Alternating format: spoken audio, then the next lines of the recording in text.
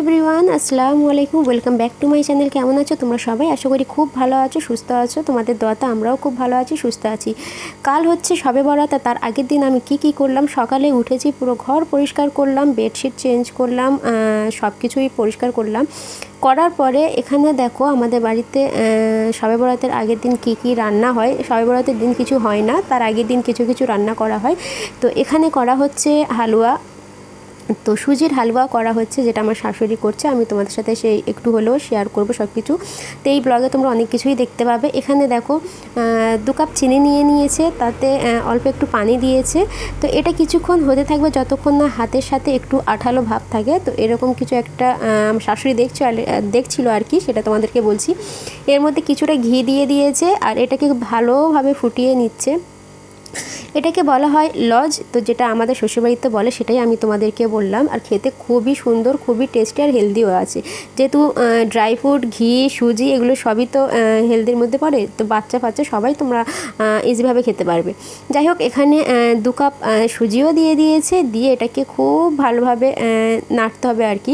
এর মধ্যে ড্রাই ফ্রুটও যে কটা কেটেছে, নারকেল বলতে যে নারকেলের যেটা শুকিয়ে গেলে যেটা হয় না, ওটা ভুলে যাচ্ছি নামটা, তো ওটা প্রয়োজন হয়, ওটাকে কেটে তারপর বিভিন্ন যেসব ড্রাই ফ্রুট থাকে সেগুলো কেটে যতক্ষণ না ড্রাই হবে ততক্ষণ এইভাবে নাড়িয়ে তারপরে সঙ্গে এটাকে নামিয়ে প্লেন করতে হবে, যেভাবে এখানে আমার শাশুড়ি করছে দেখতে পাচ্ছ। তার আগে প্লেটে কিন্তু অবশ্যই তেল লাগাতে হবে, নাহলে সহজে উঠবে না। তো তেল লাগিয়ে তারপর সঙ্গে যেহেতু এরা সঙ্গে ড্রাই হয়ে যায়, তো সঙ্গে এইভাবে চারিদিকে প্লেন করে তারপর ছুরি দিয়ে কেটে দিতে হবে। তো পিস করা হলো, আর এটা সঙ্গে শক্ত হয়ে যাবে। আর খেতে সত্যি খুব টেস্টি হয়েছে, খুব টেস্টি হয়। এগুলো করা থাকে, সবাইকে দেওয়া হয়, আর আমরাও সারাক্ষণ বাড়িতে খেতে থাকি। তো এটা আমরা এই ব্লগটা অনেক লেট যাচ্ছে, পরে আমি এডিট করছি, বাট আমরা এখনও খেয়ে যাচ্ছি। আর এটা ঘুরতে টাইম পাস করার জন্য না আমার খেতে বেশ ভালো লাগে।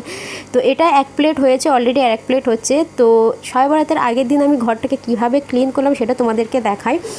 তো সারাদিন আর কোনো ব্লগ শ্যুট করা হয়নি, বাট ভাবলাম যে আমি আমার রুমটাও চেঞ্জ করেছি, তোমাদের রুম ট্যুরও দিয়ে দিই। এর সাথে তোমরা রুম ট্যুরও বলতে পারো, বাট শবে বরাতের আগের দিন পরিষ্কার করাটা খুব জরুরি, নামাজ পড়ার আছে, তো যার কারণে সেই হিসাবে করলাম। তো তোমরা যেটাও ভাবতে পারো, ঠিক আছে।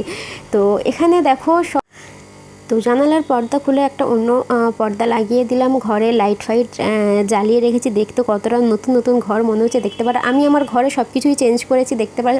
ওয়ালপেপারগুলোও চেঞ্জ করেছি, সামনে যে ওয়ালপেপারগুলো দিয়েছি, তারপর আরেকটা যে দেওয়ালের ওয়ালপেপার, এগুলো কেমন লাগলো তোমরা বলো। তো এই দুটো ওয়ালপেপার নতুন আমি লাগিয়েছি। আর আমার বেডটা ছিল লম্বা, মানে ওই ধারে, মানে ওই যে জানালার সামনে দেখতে পাচ্ছ এইভাবে ছিল, বাট বেডটাকে আমরা চেঞ্জ করেছি, আলমারিটাকে সরিয়ে এনেছি, আমার ঘরটাকে পুরোটাই চেঞ্জ হয়ে গেছে। আর আমার রুমটা কেমন লাগছে তোমরা বলো। তো এই হচ্ছে, তোমাদের সাথে একটু রুম ট্যুর শেয়ার করলাম, আর তোমাদের কেমন লাগে বলো। তো এটাকে দেখার পর চলো আরও কিছু।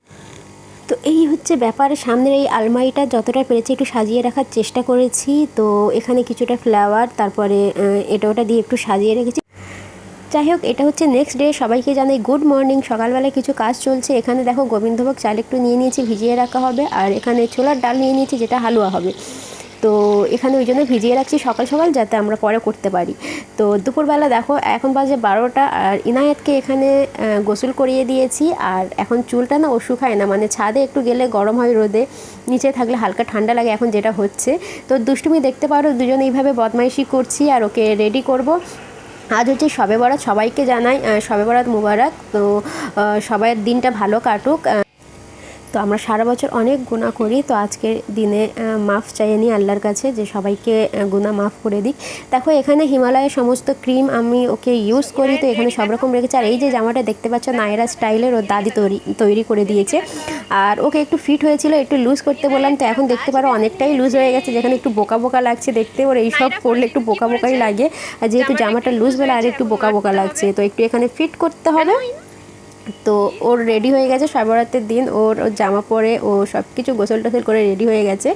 আর তোমাদের সাথে ওই জন্য দেখাচ্ছে, দেখো কেমন লুক। বলো আবার বলতে হয়।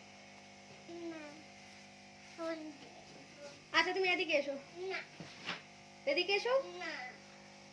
ফোন দেবো না, না হলে আমি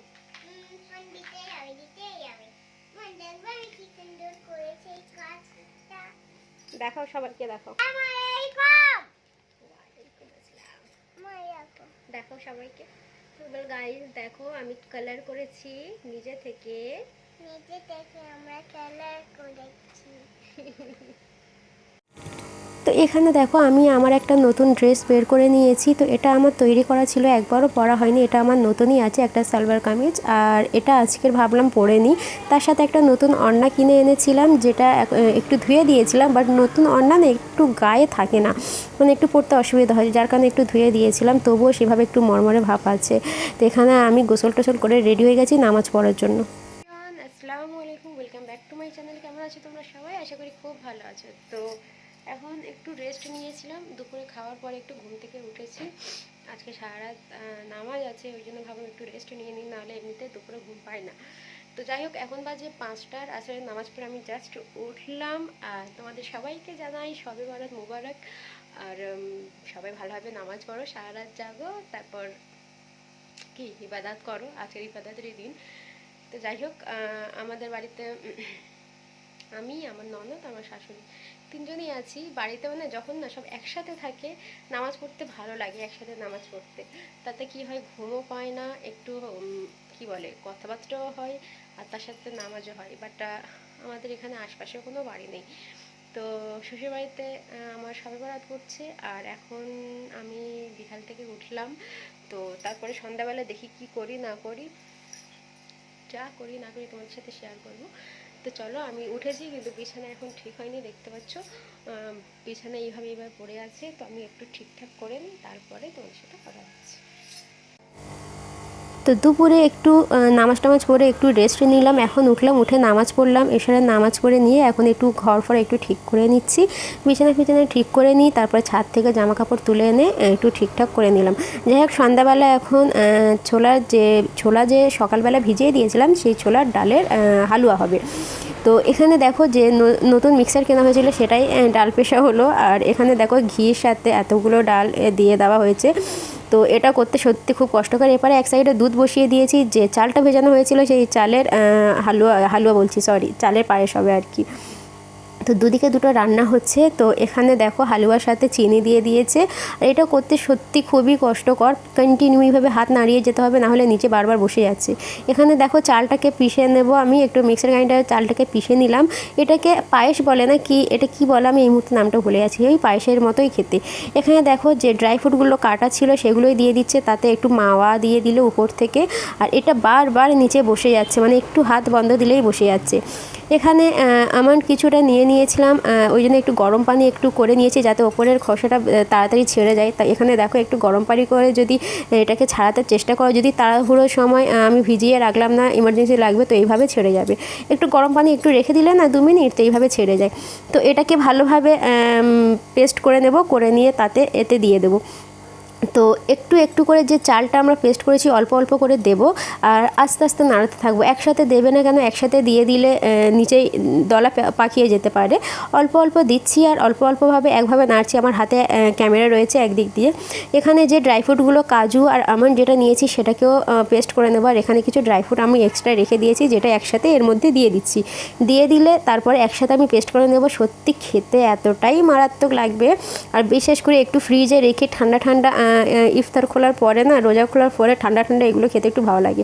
টেস্ট অনুযায়ী এখানে চিনি দিয়ে দেবো, সব কিছু দিয়ে। আর গ্যাসের ফ্লেমটা একদমই লো রাখবে, কারণ এটাও বসে যায়। এতে হাফ মাওয়া একটু হাতে এভাবে ঘষে দিয়ে দিচ্ছি, মাওয়াটা দিলে একটু টেস্টটা আরও বেড়ে যাবে। খেতে খুব টেস্টি হয়েছিল। তোমরা একবার ট্রাই করতে পারো, কোনো রকম ঝামেলা নেই, যেভাবে পায়েস করে সেভাবেই করে। এখানে দেখো কড়ার মধ্যে কতটা বসে গিয়েছে আমার শাশুড়ি, আবার এটাকে বের করে আবার কড়াটাকে ঠিকভাবে ছাড়িয়ে আবার করতে শুরু করেছে। আর এটা করতে সত্যি খুবই কষ্টকর লাগছে আমার দেখতে। এখানে যে কেশর দেখতে পাচ্ছ, এই একটা কেশরের প্যাকেট ভাঙলাম, ভেঙে একটু দিয়ে দিলাম, কেন দুধের সাথে যে ভিজিয়ে রাখবো আমার আগে খেয়াল ছিল না, তো যার কারণে কি করলাম যে অল্প একটু করে নিয়ে আমি ওপরে দিয়ে দিলাম, তো গরমে হয়তো গুলাবে। তারপরে একটু কি করলাম, সাদা সাদা ভালো লাগছে না, একটু ফুড কালার দিয়ে দিলাম। তো এখানে একটু অরেঞ্জি যে ফুড কালার ছিল সেই ফুড কালারটা দিয়ে দিলাম, একটু দইয়ের যে কালারটা আসে না সেই রকম কালার। এখানে দেখো আবার তেল দিয়ে আবার এই হালুয়াটা বসিয়ে দিয়েছে। আর এটা করতে, হালুয়া করতে যেটা সময় লাগে, তো এখানে দেখো আমার এপারে পায়েস, টেস্টি পায়েস আমার কমপ্লিট হয়ে এসছে। এখানে অলরেডি অলমোস্ট হয়ে গেছে। তো এদিকে এইটা কমপ্লিট হয়ে গেছে, বাট নিচে হালুয়াটা এখন হয়নি, ঠিক আছে। তো এপারে হয়ে যাওয়ার পর সঙ্গে সঙ্গে আমরা যে কজন মানুষ সেই কজন পেয়ালাতে আমি ঢেলে নিচ্ছি, কেন এইভাবে যদি ছেড়ে দেওয়া যায় ঠান্ডা হয়ে গেলে একভাবে জমে যাবে আর কি। তো এইভাবে যদি পেয়ালাতে ঢালা হয়, দেখতে পাচ্ছ এক সেট হয়ে গেল, দেখতে কতটা ভালো লাগলো। তো এইভাবে আমি ডেকোরেট করলাম। তো যে কটা আমরা মানুষ সেই কটাই নিয়ে আমরা এইভাবে কি বলে পেয়ালাতে নিলাম, নিয়ে ডেকোরেট করে দিলাম। তো এখানে 7টা পেয়ালা হয়েছে, 7টা 8টা পেয়ালা হয়েছে।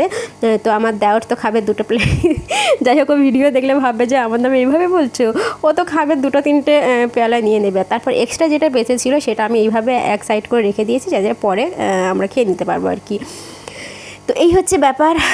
কেমন লাগে তোমরা বলো এই জিনিসটা। এটা দেখতে যতটাই ভালো লাগছে, খেতে ততটাই ভালো লাগছে। এবার চলে যাই রাতের ডিনারে। তো রাতের ডিনারে এখানে হচ্ছে বিরিয়ানি। তো এখানে মাটন বিরিয়ানি হচ্ছে। তো আমাদের বাড়িতে একটা খাসি ছিল, 2টো খাসি ছিল, যেটা বিক্রি করে দেওয়া হয়েছে। তো যার কাছে বিক্রি করেছে সে একটু মাংস আমাদেরকে দিয়েছে। তো দেওয়ার পরে এখানে দেখো সেই মাংসতে এখানে বিরিয়ানি হচ্ছে। তো খাসির বিরিয়ানি আমি খাই না টোটালি, আমি একটু আলু দিয়ে অল্প করে খেয়েছিলাম, খাসি আমি খাই না।